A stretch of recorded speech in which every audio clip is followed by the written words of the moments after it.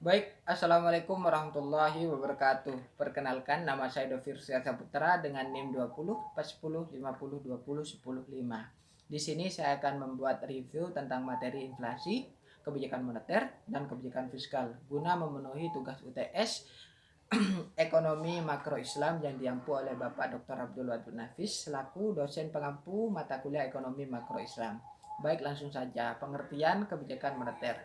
Kebijakan moneter adalah suatu usaha dalam mengendalikan keadaan ekonomi makro agar dapat berjalan sesuai dengan yang diinginkan melalui pengaturan jumlah uang yang beredar dalam perekonomian. Kebijakan moneter dapat digolongkan menjadi dua, yaitu yang pertama kebijakan moneter ekspansif dan kebijakan moneter kontraktif. Kebijakan moneter ekspansif adalah suatu kebijakan dalam rangka menambah jumlah uang yang beredar. Kebijakan ini dilakukan untuk mengatasi pengangguran dan meningkatkan daya beli masyarakat pada saat perekonomian mengalami resesi atau depresi. Kebijakan ini disebut juga kebijakan moneter longgar. Yang kedua tadi kebijakan moneter kontraktif. Kebijakan moneter kontraktif adalah suatu kebijakan dalam rangka mengurangi jumlah uang yang beredar. Kebijakan ini dilakukan pada saat perekonomian mengalami inflasi. Disebut juga dengan kebijakan yang uang ketat.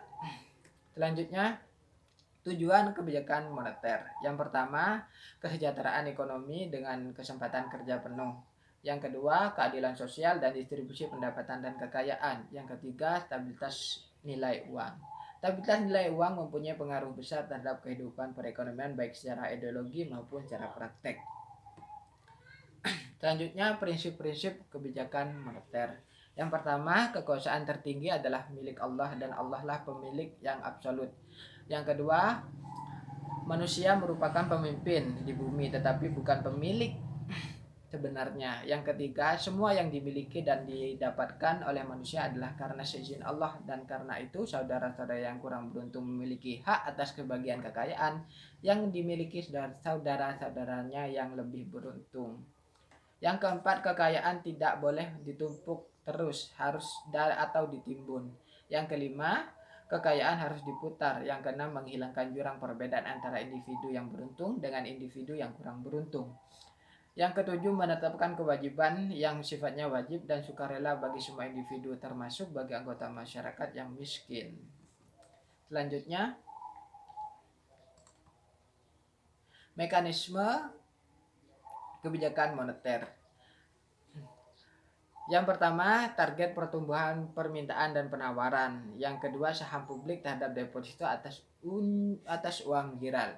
Yang ketiga, cadangan wajib resmi. Yang keempat, pembatasan kredit. Yang kelima, alokasi kredit yang berdasarkan pada nilai. Yang keenam atau yang terakhir, teknik lain, teknik kualitatif dan kuantitatif yang harus dilakukan dengan senjata-senjata lain yang merasakan sasaran yang diperlukan, termasuk diantaranya moral atau himbauan moral. Selanjutnya, kebijakan fiskal dalam perekonomian Islam.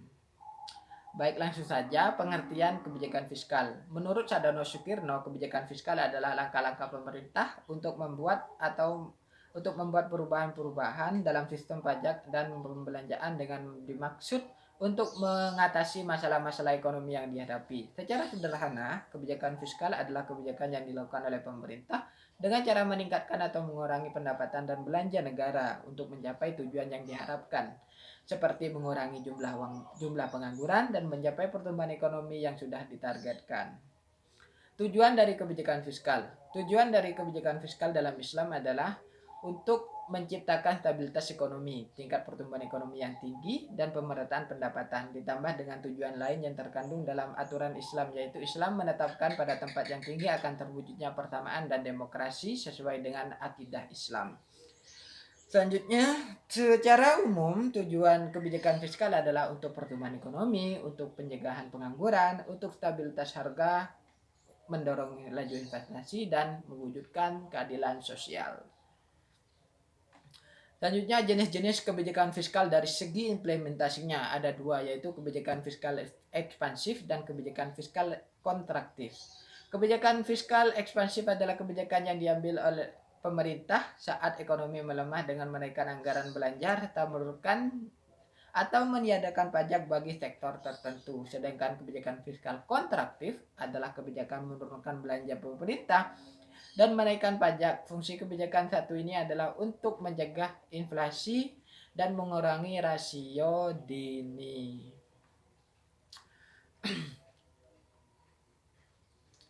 Baik, selanjutnya instrumen kebijakan fiskal. Yang pertama ada pajak, yang kedua ada pengeluaran belanja negara, yang ketiga obligasi publik, yang keempat alokasi anggaran.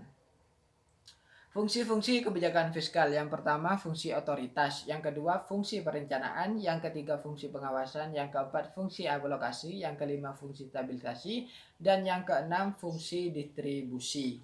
Fungsi distribusi ini adalah fungsi kebijakan yang berfungsi negara untuk membuat kebijakan anggaran dengan adil dan rasa kepatuhan. Baik, kita bahas satu persatu. Fungsi otoritas. Fungsi pertama adalah artinya kebijakan fiskal berfungsi ketika anggaran negara melemah menjadi pedoman yang digunakan untuk mencari pendapatan serta belanja pada tahun tertentu dan bersangkutan. Yang kedua, fungsi perencanaan adalah kebijakan fiskal berfungsi ketika anggaran dan suatu negara telah menjadi dasar bagi manajemen dalam merencanakan anggaran tahun yang bersangkutan saat itu. Yang ketiga, fungsi pengawasan. Artinya, ketika anggaran suatu negara telah menjadi dasar manajemen dan perencanaan negara tahun yang bersangkutan. Fungsi alokasi berfungsi ketika anggaran negara dialokasikan dengan tujuan untuk mengurangi tingkat pengangguran saat pemborosan sumber daya. Fungsi alokasi juga dapat menambah efisiensi serta efektivitas ekonomi dalam suatu negara. Selanjutnya, fungsi stabilisasi. Artinya, ketika anggaran pemerintah digunakan untuk menjadi alat yang bertujuan untuk memelihara serta melakukan upaya atas keseimbangan fundamental dari perekonomian negara tersebut. Yang terakhir tadi fungsi distribusi, artinya ketika negara membuat suatu kebijakan anggaran dengan adil dan rasa penuh kepatuhan.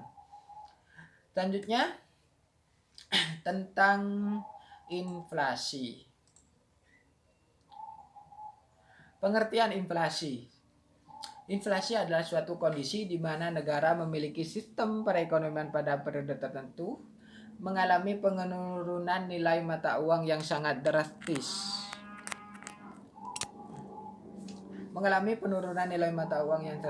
Sehingga membuat naiknya harga barang dan jasa secara terus-menerus. Sedangkan menurut Adi Warman Karim, inflasi adalah kenaikan tingkat secara umum bagi barang atau komoditas selama periode tertentu. Inflasi dapat dianggap sebagai fenomena moneter karena terjadinya penurunan nilai unit perhitungan moneter terhadap suatu komoditas. Selanjutnya, pengertian inflasi dalam perspektif ekonomi Islam. Teori inflasi Islam, para ekonomi Islam berpendapat inflasi berakibat buruk bagi perekonomian karena 4 hal sebagai berikut. Yang pertama, inflasi mengganggu fungsi uang, tabungan, pembayaran di muka, dan unit perhitungan. Akibat inflasi, orang harus melepaskan diri dari uang dan aset keuangan. Inflasi ini bisa menyebabkan inflasi lagi. Yang kedua, inflasi melemahkan dan semangat menabung dan sikap terhadap menabung dari masyarakat. Yang ketiga, inflasi meningkatkan kecenderungan berbelanja terutama untuk non-primer dan barang mewah. Yang terakhir, inflasi mengarahkan investasi non-produktif, yaitu penumpukan kekayaan seperti tanah, bangunan, logam mulia, dan mata uang asing dengan mengorbankan investasi industrial seperti perdagangan, transportasi, dan lain sebagainya. Selanjutnya, jenis-jenis inflasi. Jenis inflasi jika digolongkan menurut besarannya yaitu pertama, inflasi ringan, yaitu inflasi dengan angka 10% per tahun. Tingkat inflasi yang berkisaran 2% sampai 4% dikatakan sebagai inflasi yang rendah. Yang kedua, inflasi sedang adalah inflasi antara 20% sampai 200% per tahun. Inflasi ini biasanya terjadi karena pemerintah lemah, perang, revolusi, dan kejadian lain yang menyebabkan barang tidak tersedia sementara uang berlimpah sehingga orang tidak percaya pada uang. Selanjutnya, hyperinflation, yaitu inflasi di atas 200% per tahun. Dalam keadaan seperti ini, orang tidak percaya pada uang.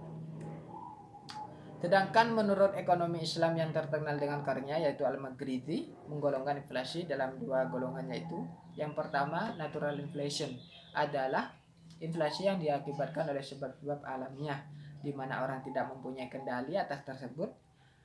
Inflasi ini adalah inflasi yang diakibatkan oleh turunnya penawaran agregat dan naiknya permintaan agregat. Selanjutnya human error inflation, yaitu inflasi yang dilakukan oleh kesalahan manusia yang menyimpang atau melanggar dari aturan dan kaidah-kaidah syariah. Penyebab dari inflasi satu ini biasanya korupsi, pajak berlebihan, pencetakan uang yang berlebihan, perilaku sogok menyogok, dan penimbunan barang. Selanjutnya penyebab inflasi. Menurut Sadono Sukirno, pada dasarnya sumber atau penyebab atas kenaikan harga yang berlaku, inflasi biasanya diberikan menjadi tiga bentuk. Yang pertama, inflasi tarikan permintaan. Yang kedua, inflasi desakan biaya. Yang ketiga, inflasi diimpor. Baik, kita bahas satu persatu. Inflasi tarikan permintaan, yaitu inflasi yang terjadi karena kenaikan permintaan atas suatu komoditas. Inflasi ini biasanya terjadi ketika masa perekonomian yang sedang berkembang pesat. Kecepatan kerja yang tinggi menciptakan tingkat pendapatan yang tinggi, selanjutnya menimbulkan pengeluaran yang melebihi kemampuan ekonomi dalam mengeluarkan barang dan jasa. Yang kedua tadi inflasi desakan biaya, yaitu inflasi yang terjadi karena adanya kenaikan biaya produksi. Contohnya pada krisis tahun 1997, ketika banyak barang industri di Indonesia bahan bakunya terlalu tergantung pada bahan baku impor, sehingga ketika terjadi penurunan nilai mata uang rupiah, maka akan berpengaruh terhadap kenaikan biaya produksi dalam negeri.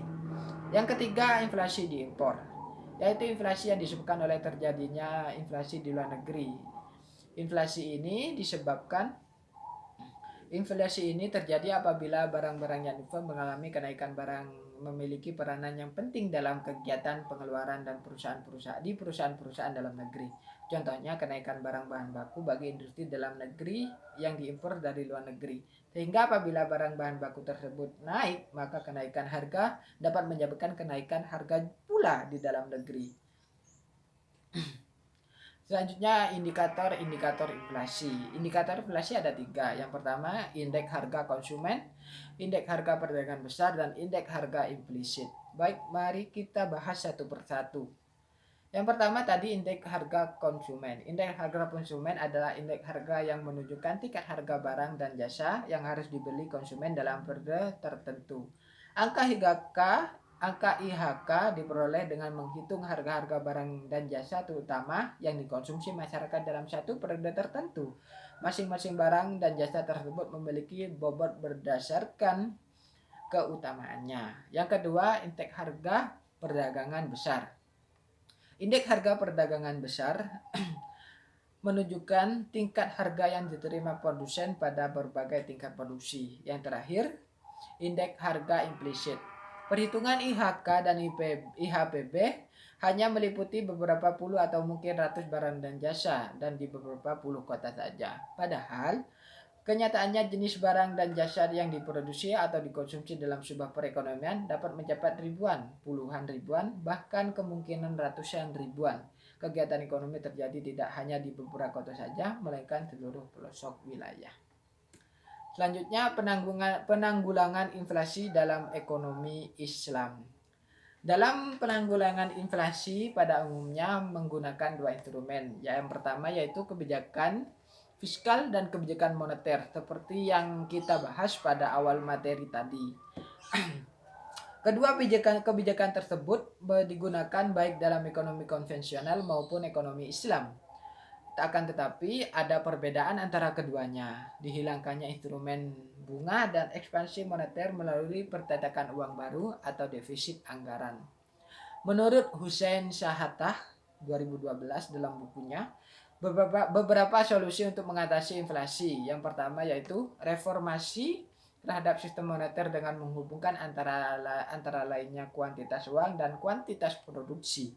Yang kedua, mengarahkan belanja dan melarang sikap berlebihan dan belanja yang tidak bermanfaat. Yang ketiga, larangan menyimpan atau menimbun barang dan mendorong untuk menginvestasikannya. Yang keempat, meningkatkan produksi dengan memberikan dorongan kepada masyarakat secara material dan moral. Yang kelima, menjaga pasokan barang dan kebutuhan pokok. Sedangkan menurut Umar Capras, strategi untuk menekan inflasi yaitu pertama, perbaikan moral yang dikejar bukan hanya dimensi material, tetapi juga dimensi spiritual. Yang kedua, distribusi pendapatan dan kekayaan yang merata. Yang ketiga, penghapusan riba. Mari kita bahas satu persatu. Perbaikan moral, elemen penting dari strategi Islam dalam merealisasikan tujuan-tujuan Islam adalah bersatunya semua hal yang dianggap sebagai aspek kehidupan biasa dengan spirit untuk meningkatkan moral manusia dan masyarakat tempat dia hidup. Yang kedua, distribusi pendapatan dan kekayaan yang merata. Islam telah memberikan suatu cetak biru untuk untuk pengorganisasian suatu aspek kehidupan ekonomi, sosial, dan politik yang memperkuat keberanian masyarakat untuk mengatakan yang benar dan mengaktualisasikan tujuan-tujuan yang sangat dekat dengan Islam. Yang ketiga, penghapusan riba. Penghapusan riba dan kewajiban membayar zakat dalam ekonomi tidak dalam ekonomi Islam tidak saja meminimalkan permintaan spekulatif terhadap uang dan mengurangi efek suku bunga, tetapi juga dapat memberikan stabilitas yang lebih besar bagi permintaan total terhadap uang. Baik, dari pembahasan tadi kesimpulannya, dalam Islam inflasi disebabkan oleh tiga, yaitu pertama natural inflation yang diakibatkan oleh secara alamiah, di mana orang tidak memiliki kendali atas hal tersebut. Yang kedua, human error inflation, yaitu karena disebabkan oleh kesalahan-kesalahan manusia sendiri. Yang ketiga, emotional market, yaitu permintaan yang tinggi terhadap barang dan jasa karena isu-isu kegiatan keagamaan dan terkait dalam budaya atau perilaku. Dan inflasi ialah menurunkan tingkat kesejahteraan rakyat, makin buruknya distribusi pendapatan dan terganggunya stabilitas ekonomi. Di dalam pandangan ekonomi Muslim, inflasi dapat menimbulkan gangguan, menyemahkan semangat masyarakat untuk menabung, meningkatkan kecenderungan belanja dan mengarahkan masyarakat untuk berinvestasi pada sektor non produktif. Baik, sekian review materi tentang inflasi, kebijakan moneter dan kebijakan fiskal kali ini. Jika teman-teman ingin bertanya atau mau merevisi, kali aja saya ada salah, silakan di kolom komentar. Terima kasih. Wassalamualaikum warahmatullahi wabarakatuh.